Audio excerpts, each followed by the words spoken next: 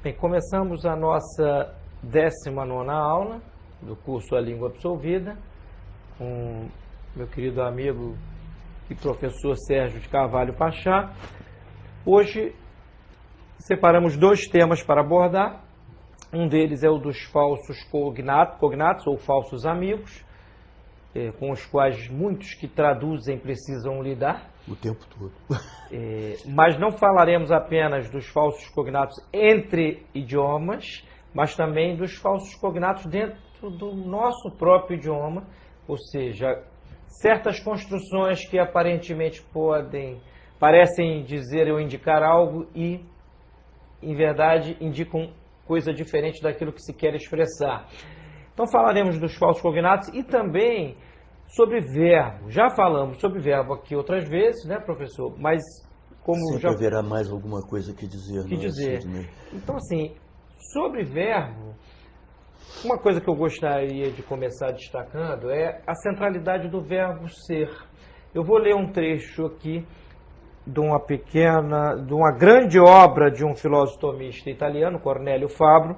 Eu fiz uma pequena traduçãozinha de um trecho.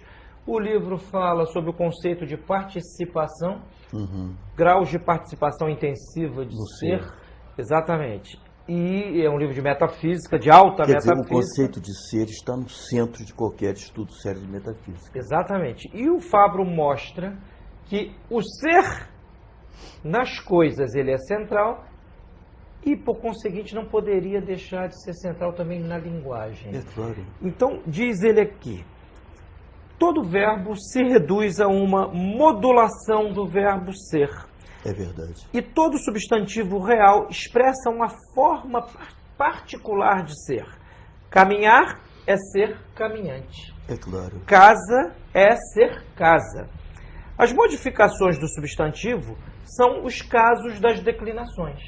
Sim. As do verbo, mais complexas, são os modos, os tempos e as pessoas. Sim. Indubitavelmente, o substantivo e o verbo seguem sendo os líderes das duas principais classes de palavras, divididas em termos verbais e termos nominais. Em síntese, nesse trecho aqui que se chama, deste livro sobre a participação de Santo Tomás, que se chama Gramática e Linguagem, Fabro está chamando a atenção para a absoluta primazia do ser entre as coisas e do verbo ser na linguagem. É claro. É óbvio, há línguas, eu não as conheço de fato, só de ouvir dizer, que não manejam com o verbo ser. Eu também não as conheço e tenho dificuldade em concebê-las. Talvez por isso que o verbo ser, na medida em que o verbo ser está absolutamente implicado no labor filosófico, é claro, tudo que a filosofia disser vai ser órbita do ser, de alguma maneira. Então eu queria uma palavra do professor Sérgio, primeiro, sobre esta centralidade do verbo ser em português. Bom, Sidney, o essencial você já disse. Vale para o português e vale para as demais línguas da nossa cultura. Aqui, obviamente, abstenho de falar do chinês e de outras culturas do Extremo Oriente que eu simplesmente desconheço. Eu diria que o português, como também o castelhano e até certa medida o italiano, tem uma variante do ser, que é o estar. O estar exprime determinados aspectos do ser. Em português, em geral, está associado ao tempo, ao decurso do tempo, ao modo de ser no tempo e no espaço, não é? Mas eu vejo o estar como um aspecto do ser, embora seja um verbo autônomo. Por exemplo, estou sentado denota o meu modo de ser neste momento. Evidentemente, estar como ser e como haver é um verbo auxiliar de suma importância. É usado em associação com outros verbos para exprimir modalidades do ser, daqueles verbos, da ação expressa por aqueles verbos. Por exemplo, estou andando não é a mesma coisa que ando. Ando é uma declaração, em princípio, intemporal. E também não é a mesma coisa do que dizer eu sou andante. Não, não é a mesma coisa. Não é. Porque eu sou andante, no enunciado eu sou andante, o núcleo é o nome, é o andante. Daí nós dizemos que é um predicado verbo nominal. Ao passo que eu ando, o núcleo é ação, expressa pelo verbo, e daí nós dizemos é um predicado verbal. Não é? Mas a centralidade do ser a mim me parece que entra pelos olhos. Eu gostaria apenas de sublinhar este dado, este facto que ocorre na nossa língua e em outras línguas românicas também, que o verbo estar, na verdade, é, por assim dizer, uma variedade do ser. É o ser com mais alguma coisa. É o ser acrescido de precisões temporais. De uma característica própria que quem enuncia aquela proposição quer destacar naquele momento. Exatamente. De qualquer forma, professor, em algumas orações, por exemplo, como a Ave Maria, se formos ao latim, Ave Maria, gratia plena, Dominus tecum. E em português, a tradução que se consagrou foi Ave Maria, cheia de graça, o Senhor é convosco. É claro. Na verdade, o que se quer dizer é que Ele está convosco. É claro. Mas assim, o dá uma noção de permanência absoluta. Absolutamente, você está certíssimo. Antes de mais nada, a nossa língua, a língua que nós falamos, na qual, quando imagina com pouca corrupção, crê que é latina, diz Vênus,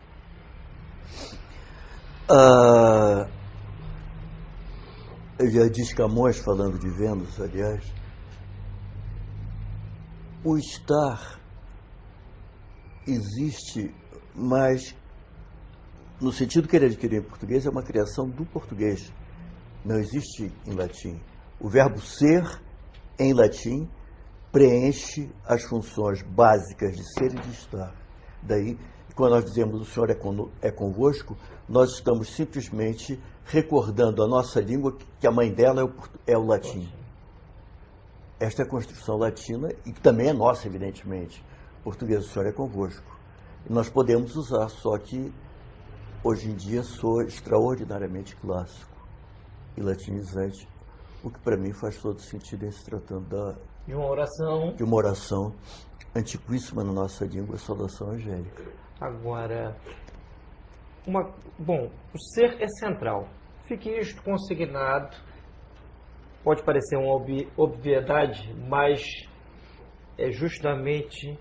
são justamente as obviedades que muitas vezes escapam a professores e alunos. É verdade, e Sidney. Ao descurarmos delas, é verdade, a língua vai perdendo o sabor sem que nós percebamos.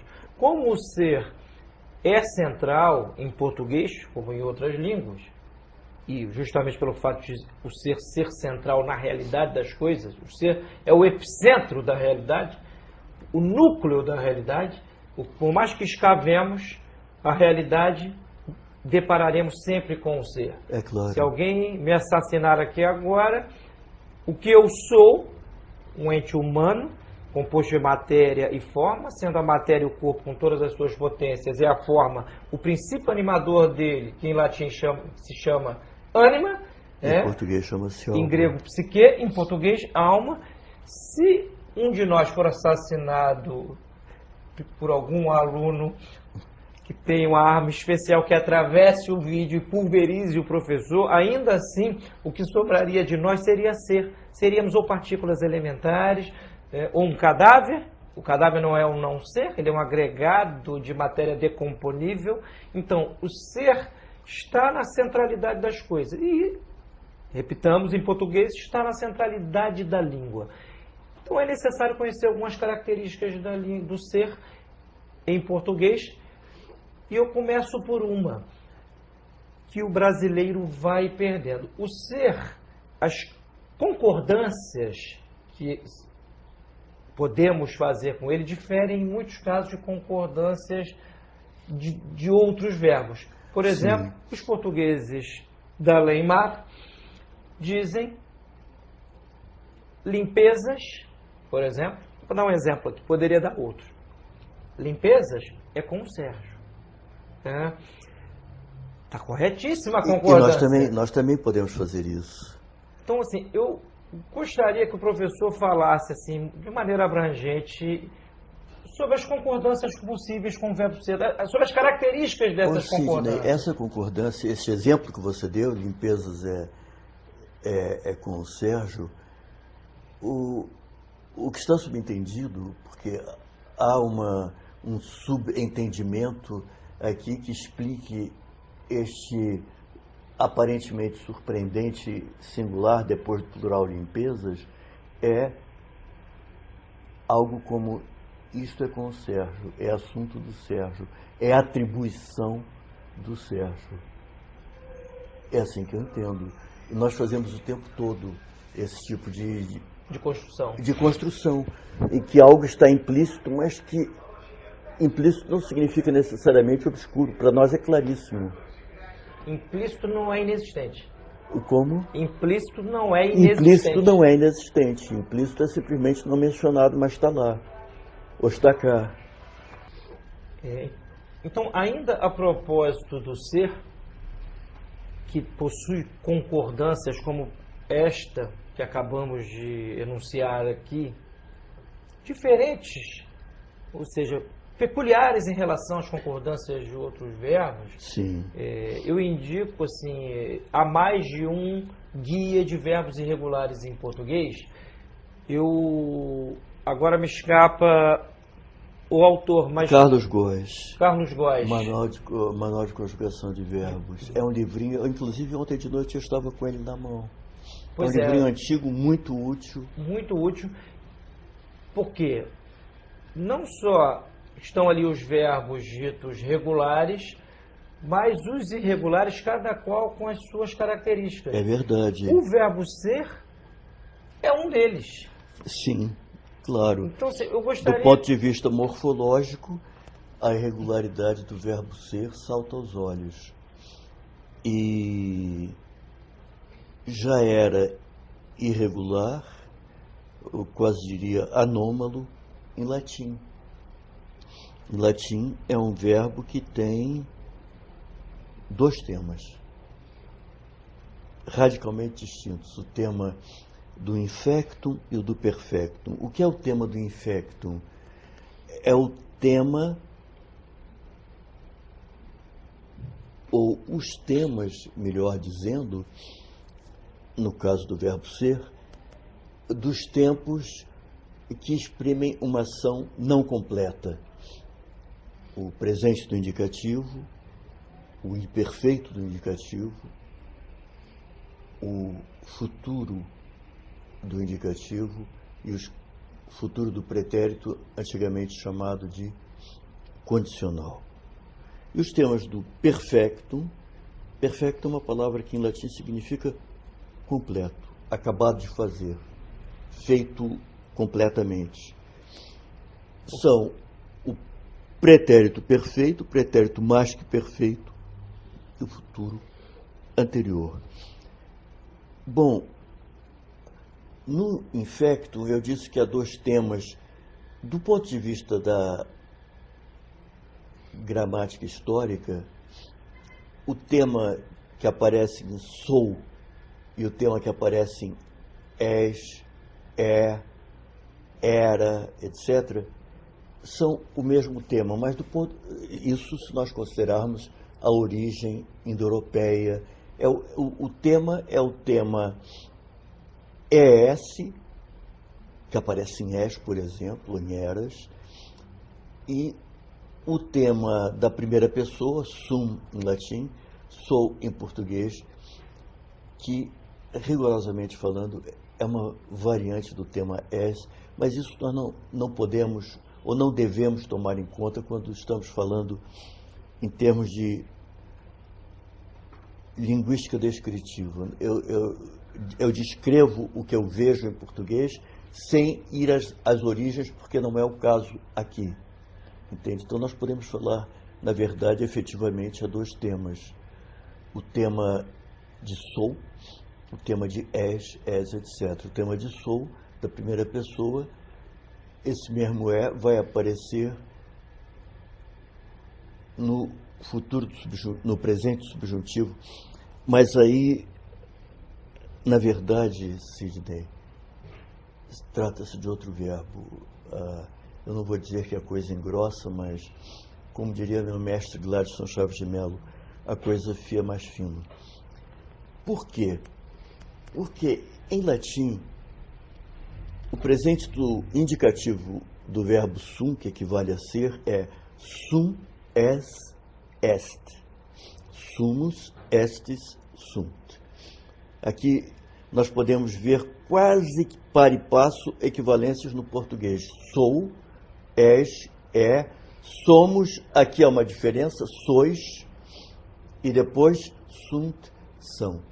Em latim, o subjuntivo, como é sim, é o mesmo tema da primeira pessoa, do presente indicativo.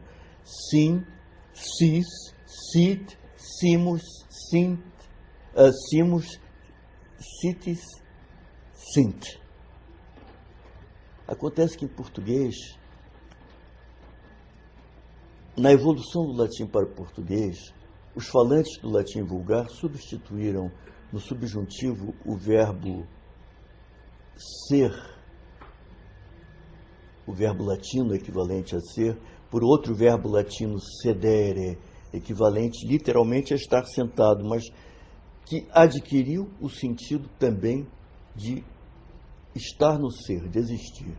Então, o presente do subjuntivo português seja provém de uma forma latina que não é do verbo ser, é do verbo sedere, que é sedem.